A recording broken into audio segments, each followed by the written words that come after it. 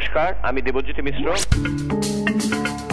Community radio JU 90.8 megahertz থেকে।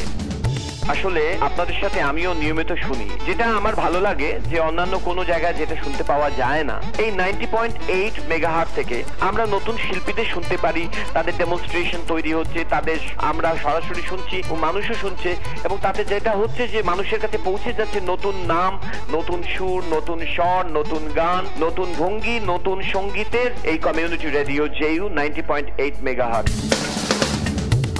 আমি নিয়মিত শুনি, আমার শুনতে ভালো লাগে। আসলে এটাও হয়তো একটা প্রচার, আপনারা শুনতে থাকুন। আমরা সবাই গান বাজনা সঙ্গীত আলোচনায় আমরা সমৃদ্ধ থাকি। আমরা বলি ভালো যা কিছু আছে তা যেন আমাদের শুনবার সুযোগ করে দেয়, আমরা যেন সুবিধে পাই। আমার আন্তরিক ভালোবাসা, আমার শুভেচ্ছা সমস্ত রইল। নমস্কার।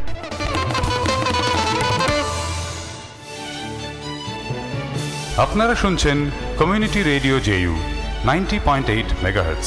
যাদবপুর বিশ্ববিদ্যালয়ের এই বেতার সম্প্রচার বিশ্ববিদ্যালয়ের টেকনিক্যাল এডুকেশন কোয়ালিটি ইমপ্রুভমেন্ট প্রোগ্রামের অংশ।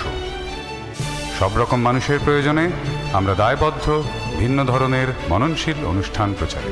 Community radio JU 90.8 megahertz.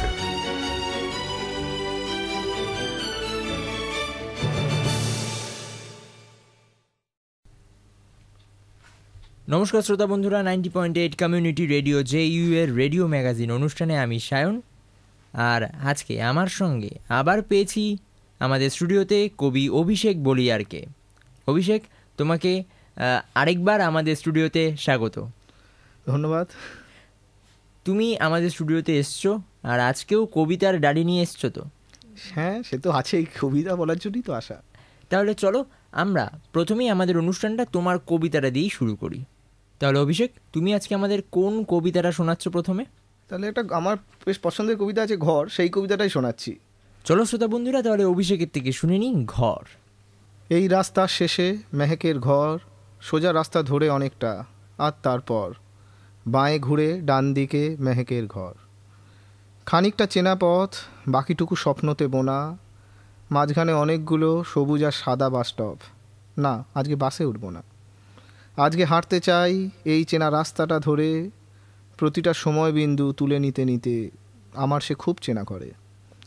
সময়টা দীর্ঘ হোক, পথটা আরেকটু দীর্ঘ হোক, আরেকটু রাস্তা থেকে সুগন্ধ কুড়িয়ে নিক চোখ। সব রাস্তার কিনারায় সমান্তরাল, তবু শেষে দূরে কোথাও একটা বিন্দুতে মেশে মেহেক, আমার ঘর সেই বিন্দুটাই। বাহ, খুব ভালো লাগলো তোমার কবিতাটা। মনে হলো আমরা যেন একটা কবিতার ঘরের মধ্যে প্রবেশ করেছি। আচ্ছা অভিষেক, তুমি রবীন্দ্রনাথের কবিতা পড়তে ভালোবাসো, শীর্ষেন্দু মুখোপাধ্যায়ের লেখা পড়তে ভালোবাসো। হ্যাঁ। আর এই যে সাহিত্যের প্রতি তোমার একটা তার মানে টান রয়েছে। ছোট থেকেই আমি বিভিন্ন লেখকের লেখা পড়তে খুবই ভালোবাসি, এবং আমার বেশিরভাগ সময়টাই লাইব্রেরিতে কাটাতো ছোটোবেলায়। স্কুলের বাইরে যে সময়টা ছিল হয়তো তার অনেকটাই আমি লাইব্রেরিতে কাটিয়েছি। সাহিত্য জগতে যে সমস্ত উজ্জ্বল নক্ষত্ররা রয়েছেন, কয়েকটা বছর পর যখন তাদের পাশে তোমার নামটাও কবি হিসেবে স্বীকৃতি পাবে, তখন সেই অনুভূতির, আগাম অনুভূতির কথা ভেবে নিজেকে কতটা মানে নিজের অনুভূতিটা কেমন লাগছে এখন? আমি ঠিক সাহিত্যিক বা কবি হিসেবে নিজেকে প্রতিষ্ঠিত করতে যে খুব আমার ভবিষ্যতের লক্ষ্য তা নয়। আমি আমার কবিতা লেখাকে পেশা হিসেবে কোনোদিনই খুব একটা নেওয়ার কথা ভাবিনি। আমি কবিতা লিখি হয়তো খানিকটা নিজের অনুভূতির প্রকাশ করার জন্য, এবং আমি আরেকটা জিনিস চাই, আমার লক্ষ্য বলতে পারো, যে যারা প্রত্যেক মানুষই কিন্তু ভাবে, প্রত্যেক মানুষই নিজের মতো করে অনুভূতিকে অনুভব করে, বলতে চায়, কিন্তু অনেকের মুখে সেই ভাষাটা নেই, তারা এক্সপ্রেস করতে পারে না, তারা সেইভাবে নিজেকে প্রকাশ করতে পারে না। আমি চাই আমি যেন তাদের সেই মুখে ভাষাটা জোগাতে পারি, এটাই আমার লক্ষ্য। আমি ঠিক কবিতাকে ঠিক প্রফেশনাল কবি হিসেবে নিজেকে যে প্রতিষ্ঠিত করতে খুব একটা চাই তা না। আমি আজ থেকে আগামী 10 বছর পরে কি 8 বছর পরে যে একজন কবি হিসেবেই নিজেকে দেখতে চাইছি তা নয়। আমি চাই যেন আমার কবিতা পড়ে যারা কিছু বলতে চাইছে কথাটা কিন্তু বলতে পারছে না ঠিকভাবে, তারা যেন আমার কবিতা পড়ে সেইভাবে নিজেকে প্রকাশ করতে পারে, এটাই আমার লক্ষ্য। যখন কবিতা লেখো, কবিতার প্রথম লেখাটা শুরু করলে আর শেষ করলে, কবিতাটা শেষ হওয়ার পর প্রথম কবিতাটা পড়ে কাকে শোনানো হয়? প্রথম কবিতাটা পড়ে আমার এক বন্ধু আছে, তাকে ফোন করি বেশিরভাগ সময়, সে এখানে থাকে না, কলকাতায় যদিও। সেই তাকে ফোন করি বেশিরভাগ সময়, কিংবা আমার আরেকজন কলকাতায় থাকা বন্ধু আছে, তার সঙ্গে তো রোজই আমার দেখা হয়, তাকে শোনাই। কখনো কখনো মাকে থাকলে মাকেও শুনিয়ে দিই। হ্যাঁ, মানে প্রথম কবিতা লিখলে এবং সেটা শোনালে, এটা একটা কিন্তু দারুণ মজার ব্যাপার, তাই না? হ্যাঁ, এটা যতক্ষণ না শোনাতে পারছি ততক্ষণ একটা ফিডব্যাক পাচ্ছি, কেমন না মনে হচ্ছে ঠিক হয়েছে তো, ঠিক হয়েছে তো। আর একটা উৎপাদন করছো, একটা কবিতা উৎপাদন করছো, শুরু করলে সেটা শেষটাও ভালো হবে, এটা একটা আশা থাকে। সব সৃষ্টিশীল কাজই যখন কেউ শেষ করে তখন একটা অদ্ভুত আনন্দর অনুভূতি হয়। কবিতা বা কবিতা ছাড়াও যে কোনো গান বা যে কোনো ছবি আঁকা, যে সৃষ্টিশীল কাজগুলো আছে, সেটা সবসময় তার স্রষ্টাকে তার শেষ হলে একটা আনন্দ দেয়। তাহলে চলো এবার তোমার আরেকটা সৃষ্টির স্বাদ আমরা কিন্তু অনেকক্ষণ ধরে পাওয়ার অপেক্ষায় রয়েছি। এবার তুমি আমাদের তোমার কোন কবিতাটা শোনাচ্ছ? আচ্ছা, এবার একটা কবিতা শুনতে চাই, কান্না। কান্না কবিতাটা হয়তো সামান্য সাটল ইঙ্গিত আছে একটা সোশ্যাল ইস্যু নিয়ে। আশা করি শুনলে শ্রোতারা বুঝতে পারবেন কি বলতে চেয়েছি, সেটাই শোনাচ্ছি। চলো শুনে নি। কবিতাটির নাম কান্না। রাঁধছিল, চুল বাঁধছিল, সেই মেয়েটাই কাঁদছিল। তার শরীর দেখে ভাবিনি তারও কিছু স্বাদ ছিল। তার লাল বেগুনি চুলগুলোয় সে আনমনে কি হাত বুলোয়। তার নীল সোনালি চোখগুলো অভ্যেস তাই ফের ধুলো। সে ফের শুলো আর মন ভুলো, সে গল্প থেকে বাঁচছিল। তার অনেকগুলো একটা ঘর আর অনেকগুলো তেপান্তর। সে আমায় এবং আমার মতোই তোকেও ভালোবাসছিল, আর সব গল্পের শেষ জানে তাই নিজের মনেই হাসছিল। তার হাত ছুলে সে সব ভুলে সে হাসতে থাকে ঢেউ তুলে, তাই ভাবিনি তার সেই হাসিতেও হয়তো আর্তনাদ ছিল। আমি কাঁদলে সে আলগোছে, দেখি আমার চোখের জল মোছে। তার দুই আঙুলে অনেক কথা আমার মুখে লিখছিল। তার অন্ধকারে যাই থাক, তার মুখের হাসি ঠিক ছিল। সে আনমনে কি গান শোনে, তা আমিও আর পাঁচজনে হারিয়ে ফেলি। হয়তো কোথাও একটা কাঁচের ছাদ ছিল। তার হয়তো কিছু স্বাদ ছিল, হয়তো কেউ তাতে বাদ স্বাদ ছিল। তুই আমি ফের হাসছিলাম, আর হয়তো সে ফের কাঁদছিল। বাহ বাহ বাহ, অভিষেক খুব ভালো। আর এই যে এই কবিতায় আমার মনে হচ্ছে এখানে তুমি যাকে ইঙ্গিত করেছো সেই মানুষটির সম্পর্কে কি আমাদের একটু বলবে? এটা কোনো একটি মানুষকে ইঙ্গিত করে লেখা নয় অ্যাকচুয়ালি। এটা কোনো একটি মানুষকে, কারণ এই কবিতাতে একটি লাইন আছে, সে আমায় এবং আমার মতোই তোকেও ভালোবাসছিল। অ্যাকচুয়ালি আমি একটি শরীরের প্রতীক হিসেবে ধরেছি, আসলে অনেকগুলো মানুষের সমাহার। সেই জন্য কোনো একটি মানুষকে ইঙ্গিত করা এখানটা নয় ঠিক। আর তোমার জীবনে প্রেম কতবার করা নেড়েছে? প্রেম, কবিরা একটু রোম্যান্টিক টাইপের মানুষ বোধহয় হয়, তাদের জীবনে প্রেম অ্যাকচুয়ালি রোম্যান্টিসিজম ব্যাপারটা অনেক রকম। শুধু রোম্যান্টিক না, ইমোশনালও। আমি বলছি যে রোম্যান্টিক যে ধারণা চিন্তাভাবনা, সেটা সেই কনভেনশনাল প্রেমের মধ্যেই সীমাবদ্ধ নয়, তার বাইরেও অনেক ধরনের রোম্যান্টিক চিন্তাভাবনা আসে।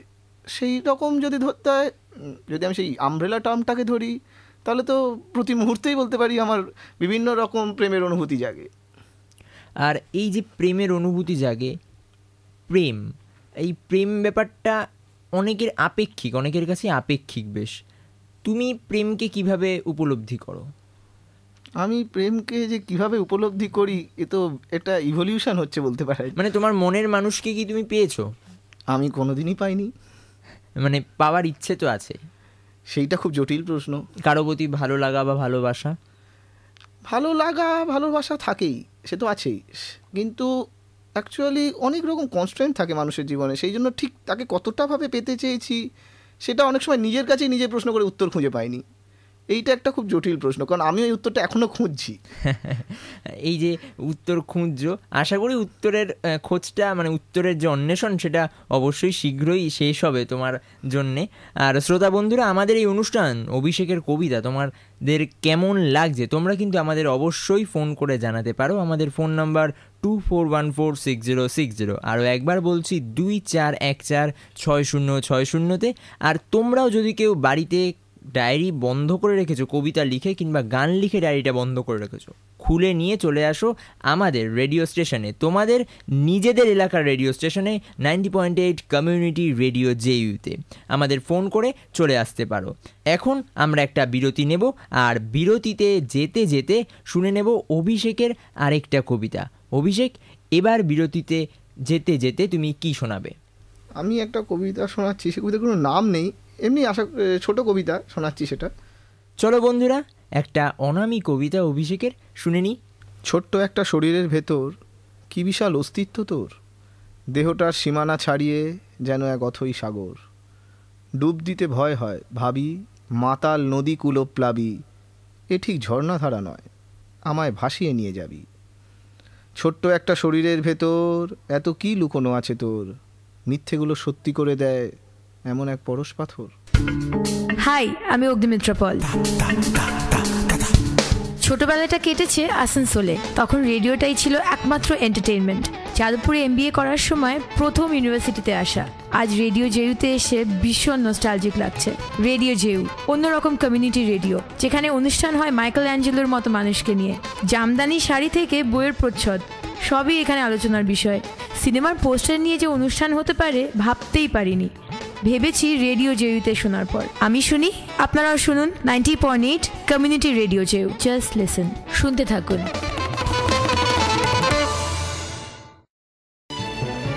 আপনারা শুনছেন community radio JU 90.8 megahertz. Jadavpur বিশ্ববিদ্যালয়ের এই বেতার সম্প্রচার বিশ্ববিদ্যালয়ের টেকনিক্যাল এডুকেশন কোয়ালিটি ইমপ্রুভমেন্ট প্রোগ্রামের অংশ। সব রকম মানুষের প্রয়োজনে আমরা দায়বদ্ধ ভিন্ন ধরনের মননশীল অনুষ্ঠান প্রচারে। Community radio JU 90.8 megahertz.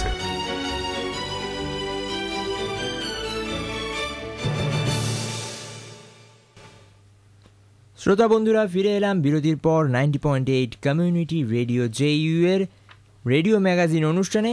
আমি সায়ন, আর আজকে আমাদের সঙ্গে আমাদের স্টুডিওতে কবিতা নিয়ে উপস্থিত রয়েছে কবি অভিষেক বলিয়ার। অভিষেক, তোমাকে স্টুডিওতে আরও একবার স্বাগত। ধন্যবাদ।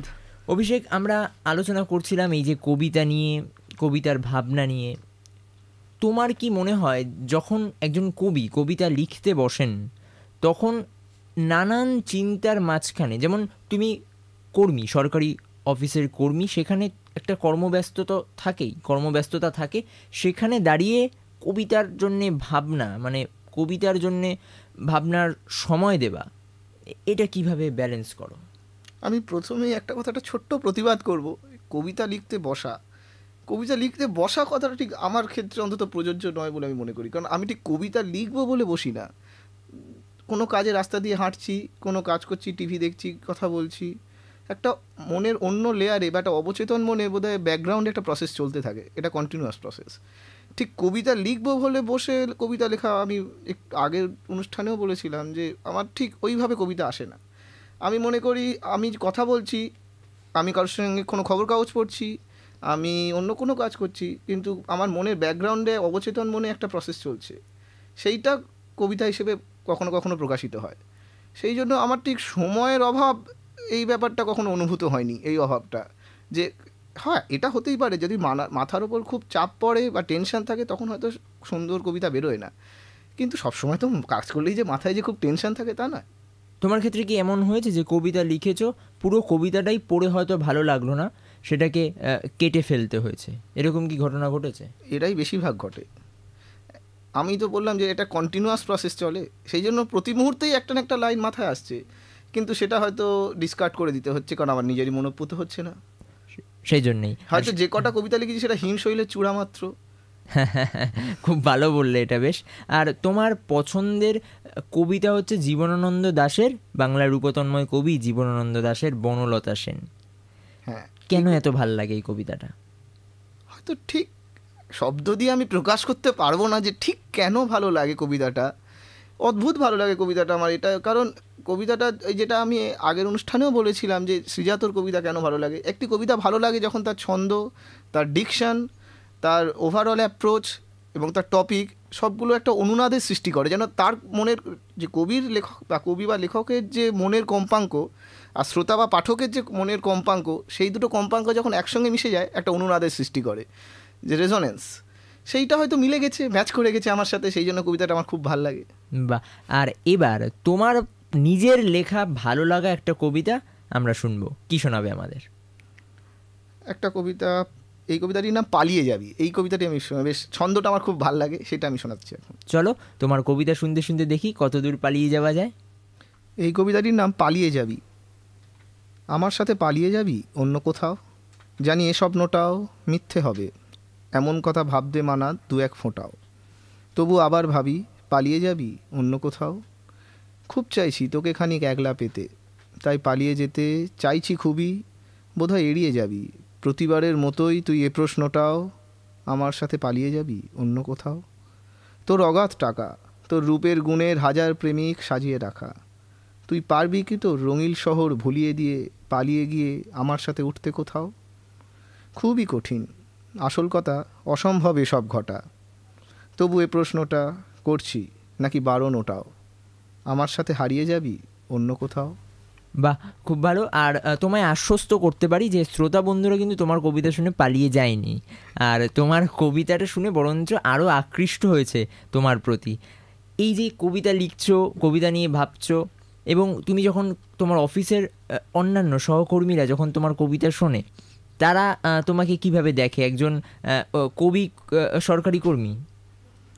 আমার অফিসের সহকর্মীরা তো আমার কবিতা যেটুকু, সবসময় তারা কাজে ব্যস্ত থাকেন, সবসময় কবিতা যে শোনানো যায় তা না, কিন্তু যেটুকু শুনেছেন, যেটুকু পড়েছেন, তারা আমাকে এনকারেজ করেছেন, বাহবা দিয়েছেন, এবং হয়তো তাদের এই বাহবা প্রশংসা শুনে আমি আরও এনকারেজড হয়েছি, আরও পাথেয় হিসেবে পেয়েছি আমার লেখাকে আরও এগিয়ে নিয়ে যাওয়ার। তাদের দিক থেকে অন্তত আমি সবসময় সহযোগিতাই পেয়েছি। আর এই কবিতা নিয়ে মনের মধ্যে তো একটা দ্বন্দ্ব চলেই। দ্বন্দ্ব চলে, অনেক সময়ই চলে। অ্যাকচুয়ালি অনেক সময়ই আমরা দেখে থাকি, ইতিহাস ঘাটলেও আমরা দেখতে পাবো যে সৃষ্টিশীল মানুষের মধ্যে একটা দ্বন্দ্ব সবসময় চলে। একটা দ্বন্দ্ব, কিন্তু সেই হয়তো একটু অফবিট টপিক হয়ে যাবে, তবে থিসিস এবং অ্যান্টিথিসিসের মাধ্যমেই সিনথেসিস। আর এভাবেই চলে তোমার কবিতা সৃষ্টি বা কবিতা উৎপাদনের প্রক্রিয়াটা। হ্যাঁ, এত বটেই। আর এই যে কবিতার মধ্যে দিয়ে তোমার বেঁচে থাকা, মানে কবিতা তো পেশা, সরকারি কর্মী তুমি, সেটা একটা আলাদা জগৎ রয়েছে, পেশা রয়েছে, কিন্তু কবিতা তোমার নেশা। অনেকের মাদকতা নেশা থাকে, ধূমপান নেশা থাকে, সেখানে দাঁড়িয়ে তোমার নেশা কবিতা। সেই সব মানুষদের প্রতি তোমার বার্তা কি, যারা মাদকাসক্ত? মাদকাসক্ত, আমি মনে করি যারা মাদকাসক্ত বা কোনো অন্যরকম নেশা ইন্ডালজ করেছেন, হয়তো আমি জাজ হিসেবে নিজেকে দেখতে চাই না, কারণ প্রত্যেক মানুষের নিজস্ব একটা গল্প থাকে। আমি তার গাইড হতে পারি, ফ্রেন্ড, ফিলোসফার গাইড হতে পারি, জাজ নই। কারণ আমি একটা জায়গায় দাঁড়িয়ে, একটা প্ল্যাটফর্মে দাঁড়িয়ে তার সম্বন্ধে একটা মন্তব্য করে দিলাম, তাকে একটা রায় দিয়ে দিলাম যেন, এটা আমি পছন্দ করি না। আমি ইন্ডিভিজুয়ালিজমে বিশ্বাসী। আমি শুধু এইটুকু বলবো, তারা আমার বন্ধু, ভাই, যেই হোক, তারা এইটা করার আগে যেন দ্বিতীয়বার ভাবে যে এর চেয়ে বেটার উপায় কি কিছু ছিল না। আর এই যে তুমি বললে তুমি ব্যক্তি স্বাতন্ত্র্যে বিশ্বাস করো, ব্যক্তি স্বাতন্ত্র্যে অনেক সময় দেখা যায় যে অনেক সময় তো কোনো না কোনো পক্ষ অবলম্বন করতে হয়, মানে সেই নিরপেক্ষতার জায়গাটা হয়তো সবসময় রাখা যায় না। সেখানে দাঁড়িয়ে তুমি যখন কবিতা লেখো, তোমার কবিতার পক্ষগুলো ঠিক তুমি কিভাবে সাজাও? আমি কবিতা যখন লিখতে চাই, একজন মানুষ হিসেবে যতটা সম্ভব আনবায়াস থাকার চেষ্টা করি। মানুষ তো সবসময় পুরো 100% আনবায়াস থাকা বোধহয় যায় না। মানুষ নিজের প্রতি সবসময় পক্ষপাতী। আমি তো আমার প্রতি পক্ষপাতী হওয়ার চান্স খুব বেশি আমার। আমি যতটা পারি চেষ্টা করি একটা অবজেক্টিভ ভিউ পয়েন্ট থেকে ভাবার, এবং শুধু কবিতা লেখার সময় নয়। আমি একটু আগে যেটা বললাম যে আমি ইন্ডিভিজুয়ালিজমে যখন বিশ্বাস করি, আমি আরেকটা মানুষকে সবসময় বিশ্বাস করি সেও একটা মানুষ। এবার হয়তো 100% অ্যাচিভ করতে পারি না একজন মানুষ, রক্ত মাংসের মানুষ হিসেবে, তবু আমি চেষ্টা করি যে আমার শরীরটার বাইরে গিয়ে দাঁড়িয়ে আরও 3টে মানুষের মতো আমাকেও আরেকটা মানুষ হিসেবে দেখতে। বাহ, খুব ভালো বললে। আর এখানে তুমি যে কবিতা এতদিন ধরে লিখছো, কবিতা লিখতে লিখতে কবিতা সম্পর্কে তো একটা অভিজ্ঞতা হয়েছে। হয়েছে। আর এই যে আধুনিক যুগের যে কবিরা, মানে এই আধুনিক সময় বর্তমান প্রজন্মের যে কবিরা রয়েছেন, তাদের কবিতাও তুমি পড়ো। হ্যাঁ। তাদের কবিতা তুমি কিভাবে নাও, মানে কিভাবে ভাবতে ভাল লাগে তাদের কবিতাটাকে? অ্যাকচুয়ালি এইভাবে আধুনিক যুগ, আধুনিক কবিতা যেটাকে বলা হয়, অনেকের ধারণা আধুনিক কবিতা মানে তার ছন্দের হয়তো থাকবে না বা গদ্য কবিতা। আমি মনে করি কবিতার আধুনিকতা তার মননে, তার চিন্তায়, তার কিভাবে অ্যাপ্রোচ করছে কবিতাটা সেইটা নিয়ে। আধুনিক কবিতা মানে এই নয় যে সবসময় কিছু খুব জোরালো শব্দ ইউজ করতে হবে বা খুব ছন্দের ভাঙাচোরা করতে হবে, তা না। অ্যাকচুয়ালি চিন্তাভাবনা কতটা আধুনিক। এই যে আমার আধুনিক কবির মধ্যে শ্রীজাতের কবিতা আমার খুব ভাল লাগে, আমি বলেছিলাম। তার ভাল লাগে এইরকম, তিনি কিন্তু যে সবসময় খুব ভাঙছি চুরছি প্রতিষ্ঠান বিরোধিতা দেখাচ্ছি আমি খুব, তা নয়, কিন্তু তার যে সাটল ইঙ্গিতগুলো আছে সেই চিন্তায় বা মননে আধুনিকতা। এবং আমার আধুনিক কবির অনেকের কবিতা ভালো লাগে, অনেকের কবিতা ভালো লাগে না। আসলে এটা তো স্বাভাবিক, এটা তো স্বাভাবিক এবং আপেক্ষিক। কারো কিছু ভালো লাগবে, কারো কিছু খারাপ লাগবে। হ্যাঁ, তোমার কবিতা কিন্তু আমাদের একদমই খারাপ লাগছে না, বরঞ্চ অনেক বেশি শুনতে ইচ্ছা করছে। এবার তুমি আমায় তাড়াতাড়ি আরও একটা কবিতা শোনাও। একটা কবিতা শোনাচ্ছি, আশা করি ভালো লাগবে।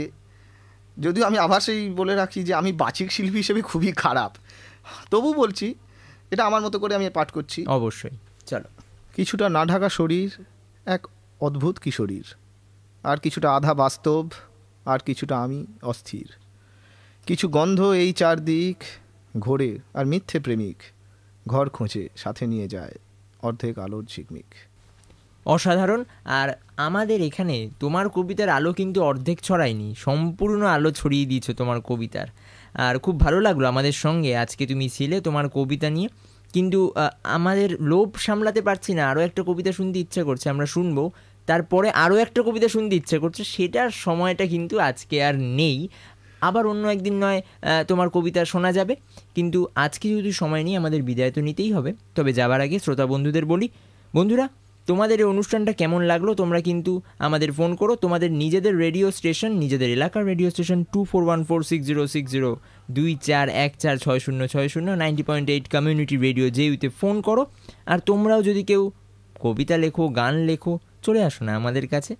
অভিষেক, আজকে বিদায় নেব এবং বিদায় নিতে নিতে তোমার শেষ কবিতাটা শুনবো। শেষ কবিতাটা কি?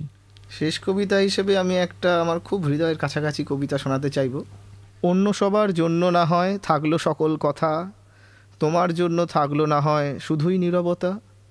সবার জন্য থাকলো না হয় ব্যস্ত ছোটাছুটি, তোমার জন্য থাকলো না হয় নিথর চোখ দুটি।